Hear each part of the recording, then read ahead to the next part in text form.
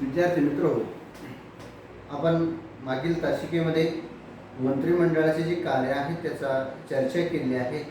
यामध्ये सर्वप्रथम त्यांना धोरण ठरवावं लागत असतं. धोरण ठरवण्यापासून तर त्या धोरणांची अंमलबजावणी करेपर्यंत अनेक कामे मंत्रिमंडळाला त्या ठिकाणी पार पाडावी लागत असतात. यामध्ये आर्थिक स्वरूपाचे कार्य असतील, काही किरकोळ स्वरूपाचे कार्य असतील, कायदे बनवण्याची प्रक्रिया असेल, हे सर्व कार्य मंत्रिमंडळाला पार पाडावे लागत असतात. जरी देशाचा राज्यकारभार राष्ट्रपतींच्या नावाने किंवा राष्ट्रपतींच्या सहीशी चालत असतो, तर वास्तविक सत्ता ही पंतप्रधान व त्यांचे मंत्रिमंडळ त्या ठिकाणी करत असते. आपल्या देशाचे राष्ट्रपती हे केवळ नाममात्र प्रमुख असतात, परंतु वास्तविक कार्यकारी सत्ता ही संपूर्णतः मंत्रिमंडळाच्या हातामध्ये त्या ठिकाणी एकवटलेली असते. असं आपण मागील एकंदरीत तासिकेचा आढावा आपण घेतलेला आहे. आज आपण या मंत्रिमंडळाची रचना किंवा स्वरूप त्या ठिकाणी आपण बघणार आहोत आणि वैशिष्ट्यांचे त्या ठिकाणी चर्चा करणार आहोत. मंत्रिमंडळाच्या रचनामध्ये आपल्याला बघायचे की मंत्रिमंडळाचे आपल्याकडे स्वरूपाची रचना त्या ठिकाणी दिसून येते. सर्वप्रथम कॅबिनेट दर्जाचे मंत्री, राज्यमंत्री आणि उपमंत्री अशा स्वरूपाचे 3 विभागामध्ये 3 प्रकार आपल्याला मंत्रिमंडळाचे दिसून येतात. मग कॅबिनेट मंत्री जे आहेत ते स्वतंत्र एखाद्या विषयाचा खात्याचा कारभार त्या ठिकाणी मंत्री त्या ठिकाणी करत असतात. यामध्ये अर्थ खाते असेल, अशा अनेक विषयावरती खाते त्या ठिकाणी असतात. एका मंत्र्याकडे अनेक खात्यांचा देखील पदभार त्या ठिकाणी दिलेला दिसून येतो. तो स्वतंत्र प्रभार एक खातं जर असेल तर त्याला कॅबिनेट मंत्री त्या ठिकाणी असतात. कॅबिनेट मंत्री अत्यंत महत्त्वपूर्ण कार्यकारी मंडळातले सदस्य असतात. त्यानंतर त्यांना मदतनीस म्हणून त्या ठिकाणी राज्यमंत्री त्या ठिकाणी नेमणूक केली जाते. राज्यमंत्री हे मंत्रिमंडळाला त्या ठिकाणी सहाय्य करण्याचं किंवा मदत करण्याचं काम कॅबिनेट मंत्री त्या ठिकाणी करत असतात. आणि या दोन्हींनाही मदत करण्यासाठी अनेक उपमंत्री देखील भारताच्या मंत्रिमंडळामध्ये समाविष्ट झालेले आपल्याला दिसून येते. ही मंत्रिमंडळाची जी रचना आहे ती केंद्रीय कार्यकारी मंडळामध्ये देखील दिसून येते. तशाच म्हणजे घटक राज्यांची जी काही राज्य सरकार निर्माण झालेली आहे, या सरकारामध्ये देखील मंत्रिमंडळाची रचना अशा स्वरूपाची त्या ठिकाणी येतात. व मंत्रिमंडळाचे सदस्य बनत असताना तो कोणत्याही सभागृहाचा जरी सदस्य नसला तरी तो त्या ठिकाणी मंत्रिमंडळाचा सदस्य होऊ शकतो.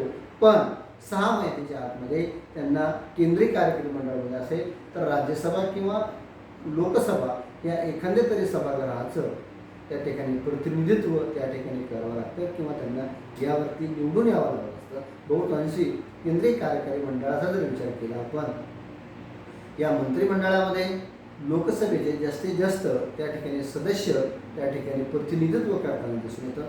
तशा स्वरूपामध्ये घटक राज्यामध्ये राज्याचे जे काही विधानमंडळ असतात त्यामध्ये मंत्र्यांचा समावेश त्या ठिकाणी केला गेलेला आपल्याला दिसून येतो. अशा स्वरूपामध्ये एकंदरीत लोकसभेची जी काही संख्या आहे त्याच्या 10 ते 15% सदस्य हे मंत्रिमंडळाचे सदस्य त्या ठिकाणी घेतात येतात. अशा स्वरूपाची एकंदरीत मंत्रिमंडळाची रचना या ठिकाणी आपल्याला बघायला मिळते. आता आपण मंत्रिमंडळाची जी काही रचना आहे त्यामध्ये आपण वैशिष्ट्य आहेत त्याचा आढावा या ठिकाणी घेणार आहोत. संसदीय शासन पद्धतीला एकूणच मंत्रिमंडळ शासन पद्धती असे म्हणतात. मंत्रिमंडळाचे अनेक वैशिष्ट्ये त्या ठिकाणी आपल्याला दिसून येतात.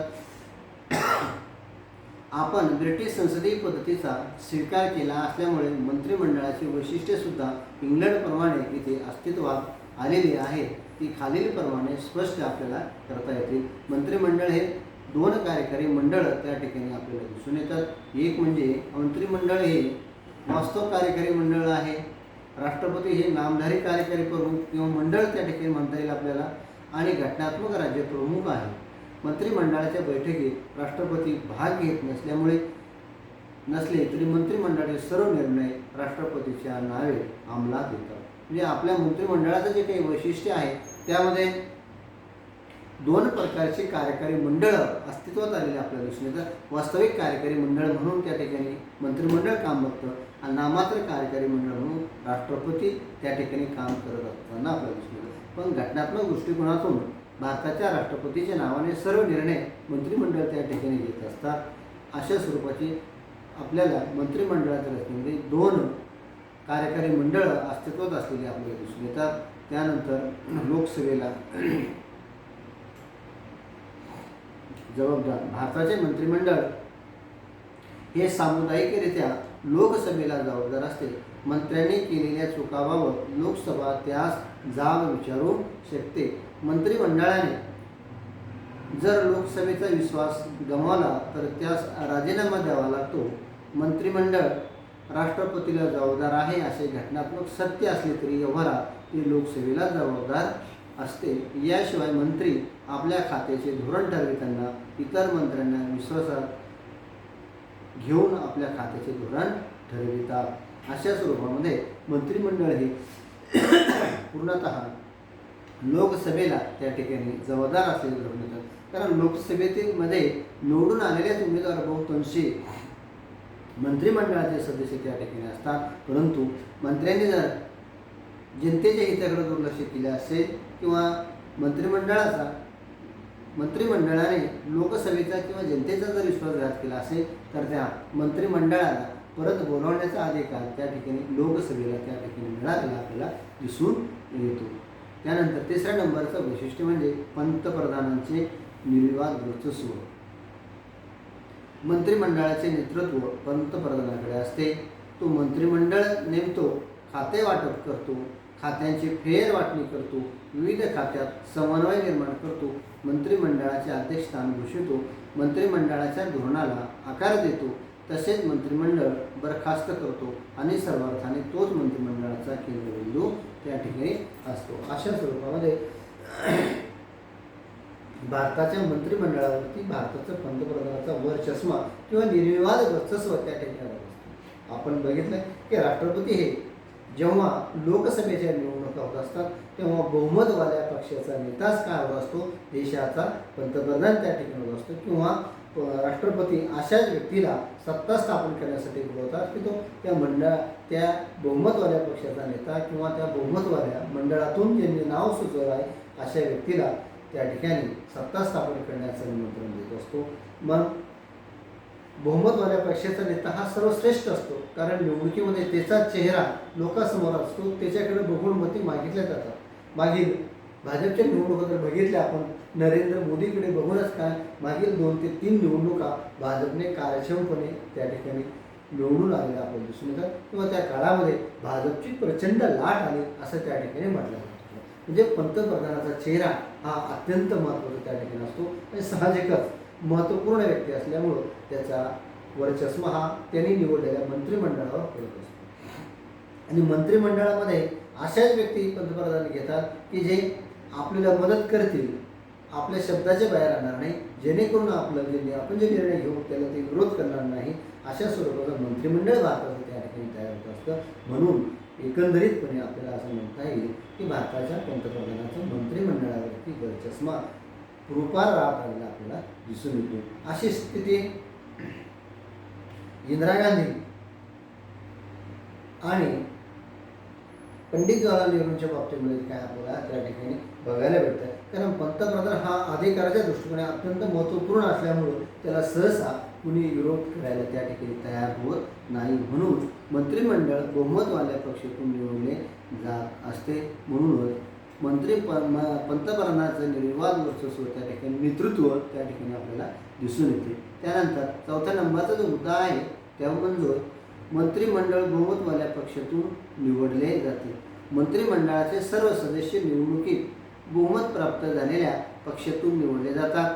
असे असल्यामुळेच सर्वांना समान ध्येयाने प्रेरित होऊन एकजुटीने व एकजिनसीपणाने कार्य करता येते. राजीव गांधीच्या मंत्रिमंडळात सर्व सदस्य काँग्रेस पक्षाचे होते. परंतु बऱ्याचदा काय होतं, अलीकडील काळामध्ये स्पष्टपणे एकाच पक्षाला बहुमत निवडणुकीमध्ये प्राप्त होत नाही. अशा वेळी ते निवडणूकपूर्व किंवा निवडणुकीनंतर आघाडी त्या ठिकाणी करतात किंवा आघाडी सरकार अलीकडच्या काळामध्ये स्थापन होत असतात. म्हणजे आघाडी सरकारमध्ये बहुमत ज्या पक्षाला प्राप्त होत असते त्याला अनेक पक्षांचं सहकार्य त्या ठिकाणी मिळत असल्यामुळं ते सर्व पक्षाला तो न्याय देण्याच्या भूमिकेतून मंत्रिमंडळामध्ये आपल्या पक्षाच्या बरोबर इतर पक्षाचे सदस्य देखील काय होत असते, मंत्रिमंडळाचे सदस्य त्या ठिकाणी जे असतात आणि मंत्रिमंडळ बहुमतवाल्या पक्षाचाच त्या ठिकाणी काय होत असतो, निर्माण होत असतो. परंतु अलीकडील काळामध्ये आघाडी सरकारचे देखील मंत्रिमंडळ तयार त्या ठिकाणी झालेली आपल्याला दिसून येतात. त्यानंतर 5व्या नंबरचा मुद्दा म्हणजे गुप्तता व पक्ष एक वाक्यता. मंत्रिमंडळाच्या बैठकीत जे निर्णय होतात त्यासंबंधी कमालीची गुप्तता पाळली जाते. गुप्ततेची शपथ मंत्र्यांना घ्यावी लागते. मंत्रिमंडळात घेतलेले निर्णय जाहीर करण्याचा अधिकार पंतप्रधानांना असतो. मंत्रिमंडळात मतभेद असले तरी जाहीर वाच्यता करता येत नाही. मंत्रिमंडळाने एकदा निर्णय घेतला की एकाच स्वरामध्ये सर्व सदस्यांना त्याचे समर्थन करावे लागते. मंत्रिमंडळामध्ये अत्यंतपणे गुप्तता व त्या ठिकाणी पक्ष एक वाक्यता पाळणं गरजेचे असते. पक्षामध्ये जर एकाच पक्षाचे कार्यकारी मंडळाचे सदस्य असेल तर त्यांनी जर वेगवेगळे निर्णय घेतले किंवा एकमुखीपणा असेल तर सरकारमध्ये एकाचा पायापूस म्हणजे एक वाक्यता नाही असं त्या ठिकाणी दिसून येते. परंतु एखाद्या विषयावर निर्णयाबाबत त्या ठिकाणी निर्णय घेत असताना संपूर्ण आपलं एकमत आहे. गुप्तता देखील त्या ठिकाणी ठेवत असते. अनेक आपल्या पंतप्रधानांनी निर्णय घेत असताना अत्यंत गुप्तपणे काही निर्णय त्या ठिकाणी घेतलेले आपल्याला दिसून येतात. पंडितलाल जवाहरलाल नेहरू यांनी देखील असे निर्णय गुप्तपणे त्या ठिकाणी घेतलेले आपल्याला दिसून येतात. इंदिरा गांधीच्या काळामध्ये 1971च्या त्या ठिकाणी असेल किंवा इंदिरा गांधी एकाच फटक्यामध्ये अनेक राष्ट्रीयकृत बँकांचं सरलीकरण त्या ठिकाणी केलं होतं. यामध्ये देखील असे निर्णय त्या ठिकाणी घेतलेले होते. कारण ज्या खात्याचा मंत्री आहे त्याला देखील घेतलेल्या निर्णयाची पूर्वकल्पना त्या ठिकाणी बऱ्याचदा आपल्याला दिसून येत नाही. हे यासाठी ठेवलं जाते की त्या ठिकाणी निर्णयाची गुप्तता त्या ठिकाणी एक वाक्यता राखली पाहिजे. हा त्या पाठिंबाचा उद्देश किंवा हेतू आपल्याला दिसून येतो. संसद व मंत्रिमंडळ यांचे घनिष्ठ संबंध. मंत्रिमंडळ हे भारतीय संसदेचा एक अविभाज्य अंग आहे. संसदेत बहुमत असलेल्यामुळे संसद व मंत्रिमंडळ यात एकजिनसीपणा निर्माण होतो. त्यामुळे प्रशासनास हीड निर्माण होत नाही. संसद जी काही लोकसभेच्या अंगी असतात, राज्यसभा आणि लोकसभा या दोन्ही सभागृहामध्ये बहुमतवाल्या पक्षाचेच उमेदवार त्या ठिकाणी असतात आणि बहुमतवाल्या पक्षाचे सदस्य काय असतात, मंत्रिमंडळ त्या ठिकाणी निर्माण होत असतात. यामुळं त्या ठिकाणी संसद व मंत्रिमंडळ यांच्यामध्ये एक प्रकारचा एकजिनसीपणा त्या ठिकाणी आपल्याला निर्माण झालेला बघायला भेटतो. निर्णय घेतले जातात असे असले तरी काही महत्त्वाच्या प्रश्नावर मंत्रिमंडळात सामूहिक चर्चा होत नाही असे दिसून आले आहे. पंतप्रधान किंवा एखादा मंत्री परस्पर निर्णय घेतात.